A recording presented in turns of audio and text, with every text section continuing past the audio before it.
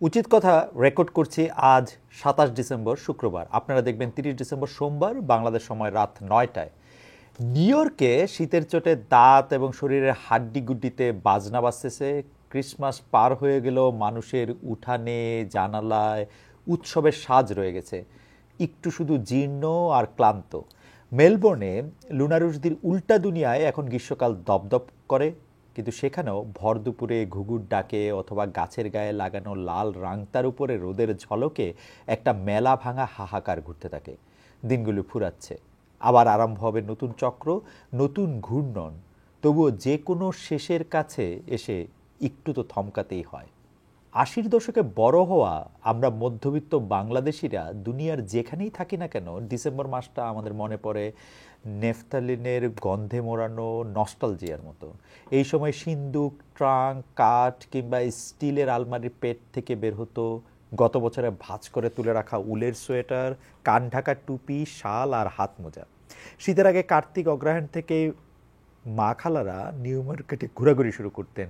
পুরনো সোয়েটার থেকে খুলে নেওয়া লাল, নীল, হলুদ, সাদা, মেরুন উল বিক্রি হতো সেখানে, অনেক দরদাম করে। আর প্রায়ই হাসি মুখে ঠকে এসে আমাদের গলা, বুক, কোমরের মাপ নিতেন তারা।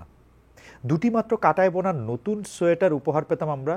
কী সব দারুণ ডিজাইন, যেগুলো আবার পরের বছরেই খুলে ফেলে একই উল দিয়ে নতুন বছরে আবার নতুন সোয়েটার। লাল রঙের ল্যাপ আর তাদের সাদা কভারগুলোকে সারাদিন রোদে ফেলে রেখে করকরে করে তোলা হতো। তারপর সন্ধ্যা জমাট বেঁধে রাতের দিকে রওনা দিত। বাইরে গাছের পাতায় হিম জমতে শুরু করতো, আর জানালার কাছে কুয়াশা। চিলের ডানা থেকে মুছে ফেলা জীবনানন্দ দাশের রোদের গন্ধ ঠিক তখনই লেপের কভারে আশ্রয় নিয়ে আমাদের গায়ে ছড়িয়ে যেত উষ্ণতা হয়ে। প্রাকৃতিক কারণে এই সময় আমরা একে অন্যের কাছাকাছি আসি। ডিসেম্বর মাসে দেখবেন সামনে সমানে বিয়ে করতেছে লোকজন। মেরিনা ইয়াসমিন তার ফেসবুক স্ট্যাটাসে লিখেছেন, বাংলায় যত বিবাহ করিয়াছে নারী ও নর, অর্ধেক তার ডিসেম্বরে, বাকিটা ঈদের পর। বিশ্বাস করতে ভালো লাগে যে এ সময় জগতের সকল প্রাণী একে অন্যের কাছে আশ্রয় খুঁজে পায়। গ্রামের বাড়ির নিভে যাওয়া মাটির চুলার ওমের ভিতরে দেখতাম বিড়াল ঘুমাচ্ছে গোল হয়ে, কখনো মুখে করে তার সদ্যজাত সন্তানকে নিয়ে এসে যত্ন করে রাখত। ঢাকা শহরেও পাড়াতো বিড়ালেরা বারান্দার রেলিং টপকে মাঝে মাঝে ঘরের ভিতর জায়গা করে নিত। সেদিনও ফেসবুকে একটা ছবি ঘুরতে দেখলাম, সার বাঁধা চটের বস্তায় তৈরি বালিশের উপর ফুটপাতে কুকুর ঘুমাচ্ছে। পৃথিবীটা যেমন আছে তার থেকে আরেকটু সহনীয় করে তোলার চেষ্টা করতে হলে আসলে বিলিয়নিয়ার হওয়ার দরকার নাই। মনের ভিতর একটুখানি মমতাই যথেষ্ট। ছোটবেলায় ডিসেম্বর ছিল সবচেয়ে প্রিয় মাস, কারণ পরীক্ষা শেষ, নানাবাড়ি বা দাদাবাড়ি যাওয়ার প্রস্তুতি চলছে। সকালে কোদাল দিয়ে চারকোনা জায়গায় ঘাস পরিষ্কার করা, দুপুরে নেট টানানোর বাঁশ খুঁজে নিয়ে চাঁদা তুলে শাটল কিনে রাতে ব্যাডমিন্টন খেলতে নেমে পড়া। শুক্র শনিবারে পাড়া কাঁপানো টেনিস বল, ক্রিকেট তো আছেই। পৌষ মাঘের ফুলকপি, মটরশুঁটি, টমেটো, নতুন আলু, পালং শাক আর লাউ আমি চিরকাল ভালোবাসি। দাদাবাড়ি বেড়াতে যাওয়ার প্রসঙ্গে লুনারুশদের একটা লেখার অংশ বিশেষ পড়ি চলেন।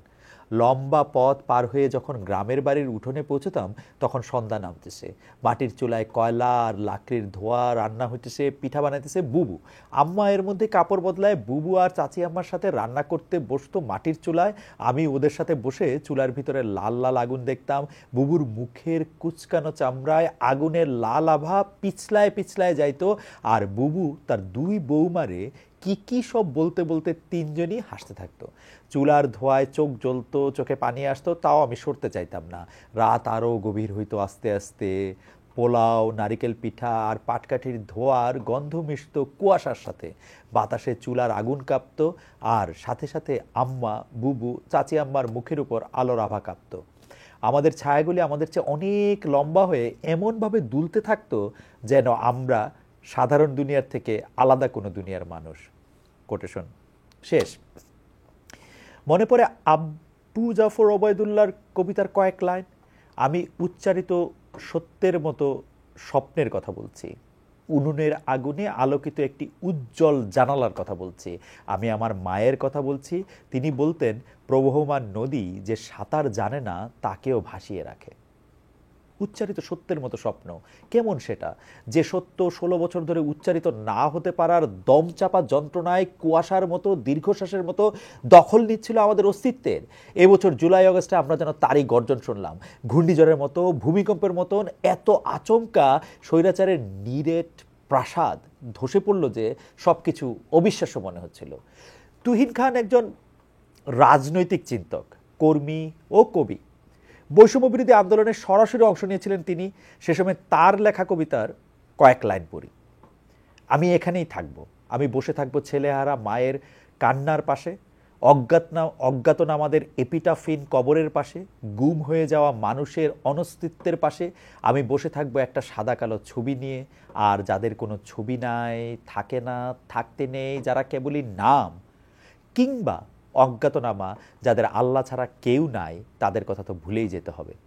এই মৃত্যু উপত্যকায় আমার দেশ, যার যা কিছু হারায়েছে, খোয়া গেছে, চিরতরে আমি তার তা কিছু হয়েই রয়ে যাব এইখানে। 4 মাস পরে মনে হয় সত্যিই কি ঘটেছিল এই ঘটনা, স্বপ্ন ছিল না তো। তা যে ছিল না তার প্রমাণ পাই শহীদদের কবরগুলি দেখলে, বিভিন্ন হাসপাতালে ওয়েটিং লিস্টে বিনা চিকিৎসায় ধুঁকতে থাকা, পঙ্গু হয়ে যাওয়া, অন্ধ হয়ে যাওয়া আহত ছেলে মেয়েগুলির চেহারা দেখলে।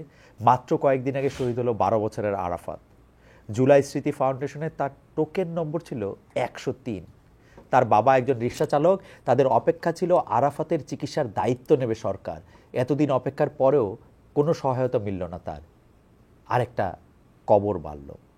বহু বছর আগে একটা সিনেমার দৃশ্য মনে পড়তেছে। মুভির নাম আন্ডার দ্য টাস্কান সান। সিনেমার প্রটাগনিস্টের জীবনে সব কিছু গিট্টু পাকায়ে ত্রাহি মধুসূদন দশা। সে তার বহুদিনের চাকরি, বয়ফ্রেন্ড সব কিছু ফেলে টাস্কানিতে পালিয়ে যায় নতুন জীবন শুরু করতে। সেখানে গিয়ে সে বাই চান্স খুঁজে পায় বহু বছরের পুরনো এক বাড়ি। সে বাড়ির ডোরবেল ছাড়া সবই বাজে।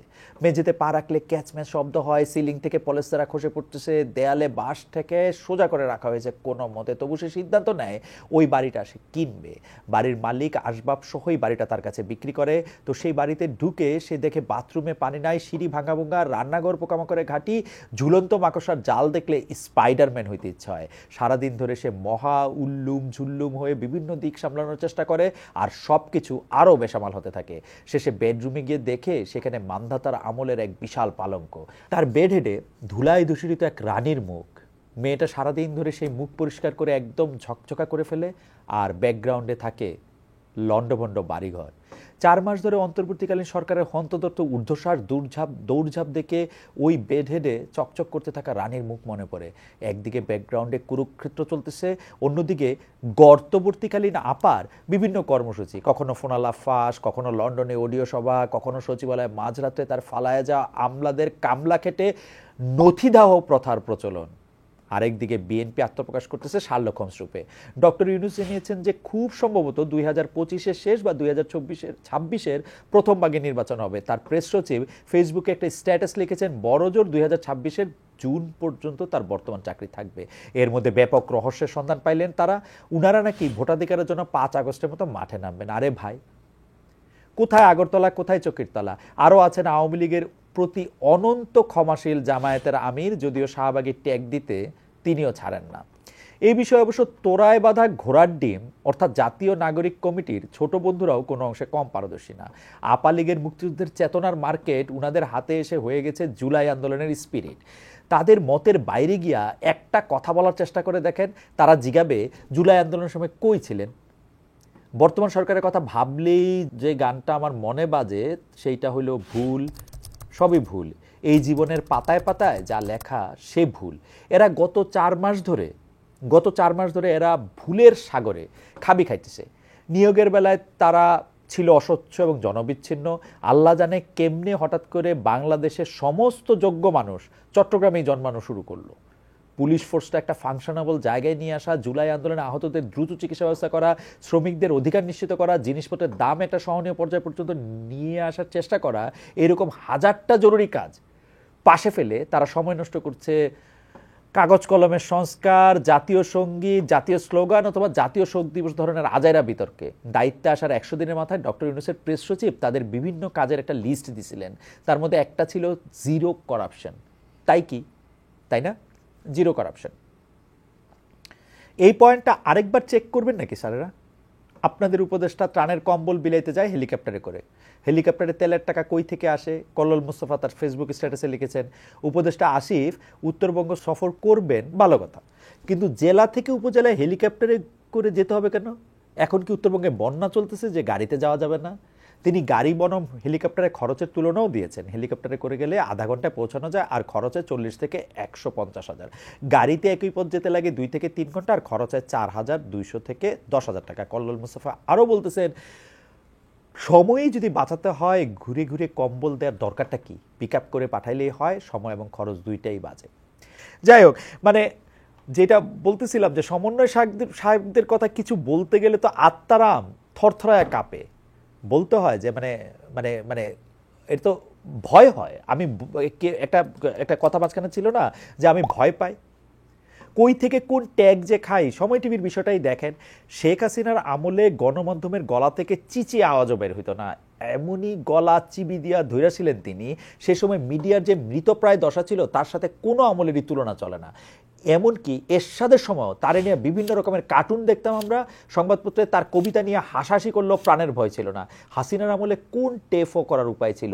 মিডিয়ার প্রতিটা শাখা ছিল তার মাউথপিস, কেউ প্রাণের ভয়ে বাধ্য হয়ে চুপ থাকতো, আর সময় টিভির মতো প্রতিষ্ঠান মহা আনন্দে, মনের আনন্দে আপার পারপাস সার্ভ করেছে। তাদের অবস্থান ছিল বৈষম্য বিরোধী আন্দোলনের বিপক্ষে, কিন্তু তাদের বিরুদ্ধে অভিযোগ থাকলে সেইটা আইনের মাধ্যমে রিজলভ হবে। আমি এই ব্যাপারটা আসলে পরিষ্কার করি। আমি বারবার বলি যে শেখ হাসিনার আমলে শেখ হাসিনা তার প্রতিষ্ঠানগুলি ধ্বংস করছেন। সবচেয়ে বেশি প্রাতিষ্ঠানিকভাবে যেটা ধ্বংসপ্রাপ্ত হয়েছে সেটা হচ্ছে আমাদের মিডিয়া। মিডিয়াকে গলা চাইপা ধরা হয়েছে, মিডিয়াকে কথা বলতে দেওয়া হয় নাই, মিডিয়াকে বিভিন্ন জিনিস ফিট করা হয়েছে, খাওয়ানো হয়েছে। একটা পর্যায়ে গিয়ে তো মিডিয়াতে সংবাদপত্র দাঁড়াইছিলই হচ্ছে পদ্মা, মানে স্প্যান সাংবাদিকতা। সে আজকে পদ্মা সেতুর 1 নম্বর স্প্যানটা বসছে, কালকে 2 নম্বর স্প্যান বসছে। এছাড়া আপনারা কি খবরটা পাইছেন? জনপ্রিয় কথাই দাঁড়াইছিল যে বিটিভি হয়ে গেছে হচ্ছে বাতাবি লেবুর বাম্পার ফলনের একমাত্র খবর। কিন্তু ঘটনা হইতেছে এখনকার সরকারের ক্ষেত্রে কোনো মিডিয়ার বিরুদ্ধে কোনো অভিযোগ থাকলে সেটা আইনের মাধ্যমে রিজলভ হবে, সেটা আমাদের আশা। আমরা আমরা আমরা এটা পরিষ্কার করে বলতে চাই যে এটা অন্য কেউ গিয়ে এটা করবে, অন্য কেউ গিয়ে এটার মধ্যে একটা কথা বলবে, এটা ঠিক না। আরেক সময়ের ক্ষমতাধর হয়ে অন্যায় করছিল বলে এখন ক্ষমতা হাতে পাওয়ার পর আমরা একই অন্যায় করব? বিভিন্ন সোর্স থেকে যেসব কথা কানে ভেসে আসতেছে তা যদি সত্যি হয় তাহলে আমরা আলাদা কেমনে হইলাম? এই কথা যখন রেকর্ড করতেছি তখন আবার আমরা খেয়াল করলাম যে জনাব হাসনাত আবদুল্লাহ কিছুক্ষণ আগে একটা সংবাদ বিজ্ঞপ্তির মাধ্যমে বলেছেন, তাকে কোট করি, সময় টেলিভিশনের 5 জন গণমাধ্যম কর্মীর আকস্মিক চাকরি হারানোর ঘটনাকে কেন্দ্র করে যেসব অভিযোগ আমার বিরুদ্ধে আনা হয়েছে তা অসত্য ও ষড়যন্ত্রমূলক। আমার ভাবমূর্তি ক্ষুণ্ণ করার চেষ্টা ছাড়া আর কোনো উদ্দেশ্য আছে বলে আমার মনে হয় না। কোটেশন শেষ। তিনি আরও জানিয়েছেন 17 ডিসেম্বর তিনি সময় টিভির এমডি হাসান সাহেবের অফিসে গেলেও মাত্র 30 মিনিট সেখানে তার সাথে আলাপ করে ফিরে আসেন। বিবিসির প্রতিবেদনে খবরটা ভুলভাবে এসেছে, এ সম্পর্কে তিনি তার অবস্থান পরিষ্কার করেছেন এবং জানিয়েছেন সময় টিভির 5 জন সাংবাদিকের চাকরি যাওয়ার বিষয়ে তার কোনো ভূমিকা নেই এবং এটা গুরুত্বপূর্ণ আমি মনে করি। তিনি দাবি জানিয়েছেন এই 5 জনকে চাকরিতে পুনর্বহাল করার। এটা খুবই দুঃখের বিষয় যে জাতি হিসাবে আমাদের ভিতরে ন্যায়বোধ গড়ে ওঠে নাই। আমরা বুঝি প্রতিহিংসা। আমাদের রাজনীতিবিদদের দেখেন, কেউ কখনো নিজের ভুল স্বীকার করে না। তাদের নেগেটিভ হয়, ও আমরা এটুকু করছি বলে তো এত কিছু বলতেছেন, ওরা যে আরো কত কিছু করলো। এই ব্যাপারটাই ব্যক্তিগত পর্যায়ে আছে আমাদের ভিতরে। সবসময় সামনের মানুষটার দোষ দেখতে, অন্যের ভুল ধরতেই ব্যস্ত থাকি আমরা। আয়নায় নিজের মুখ আর দেখা হয় না। 14 গ্রামে জনাব আব্দুল হাইকে জুতার মালা পরায়ে জনসমক্ষে অপমান করা হয়েছে। তার অন্য পরিচয় বাদ দিলাম, তিনি তো একজন মানুষ। আমরা কেমন মানুষ যাদের মনে হয় অন্য আরেকজন মানুষের গলায় জুতার মালা পরানো ঠিক আছে? এমনকি প্রধান উপদেষ্টার ফেসবুক পেজে এই ঘটনার নিন্দা জানায় যে পোস্ট দেওয়া হয়েছে সেখানেও বলা হয়েছে জনাব হাইয়ের নাম খুনসহ 9টা মামলা রয়েছে। আমাদের সমস্যা হলো আমরা এক সত্যের থেকে আরেকটা সত্য আলাদা করতে জানি না। আব্দুল হাই সাহেবের কয়েকটা পরিচয় এখানে খেয়াল করেন যে তিনি একজন মানুষ, তিনি মুক্তিযুদ্ধ করেছেন, তার নামে 9টা মামলা আছে। এর মধ্যে কোন পরিচয়ে তার গলায় জুতার মালা দেওয়ার বৈধতা দেয়া যায়? কোনো পরিচয় তার গলায় জুতার মালা দেওয়ার বৈধতা দেয় না। তিনি যত বড় অপরাধী হোক না কেন, আমরা যখন তাকে এইভাবে লাঞ্ছিত করব তখন কিন্তু আমরাও অপরাধী। বাংলাদেশিদের মধ্যে আমরা সবচেয়ে বেশি যেটার অভাবে ভুগি এবং যেটা না থাকলে কোনোদিন একটা পলিটি গঠিত হয় না। এবং আমি আপনাকে আমার সহ নাগরিক, সহযাত্রী এইসব মনে করতে পারি না, তা হলো ন্যায় বিচারের অভাব। যখনই আমরা আমাদের বিভেদের জায়গাগুলি হাইলাইট করব ততই ন্যায়ের চেয়ে দূরে সরতে থাকবো। বিভেদ আর বৈচিত্র্য কিন্তু আলাদা বিষয়। বৈচিত্র্য আমাদের অপরের প্রতি আগ্রহ করে, কৌতূহলী করে, আর বিভেদ অন্যের প্রতি বিমুখ করে। আমরা তখন গায়ের জোরে আমাদের মতটাই প্রতিষ্ঠা করতে চাই। এখানে সারবস্তুর চেয়ে রিপ্রেজেন্টেশনটাই বেশি মূল্যবান মনে হয়। ন্যায় বিচার প্রতিষ্ঠা না হলে আমরা বাংলাদেশি হওয়ার আগে থাকি সিলেটি, চিটাগাঙ্গা, কুমিল্লা, হিন্দু, মুসলমান, ভাগ ভাগ, এবং ওই ভাগের মধ্যেও আরও ভাগ। একদম শেষে শুধু নিজের পরিচয়টাই সব। ওই যে আমার সন্তান যেন থাকে দুধে ভাতের বাইরে, আমরা আর কিছু চিন্তা করতে পারি না।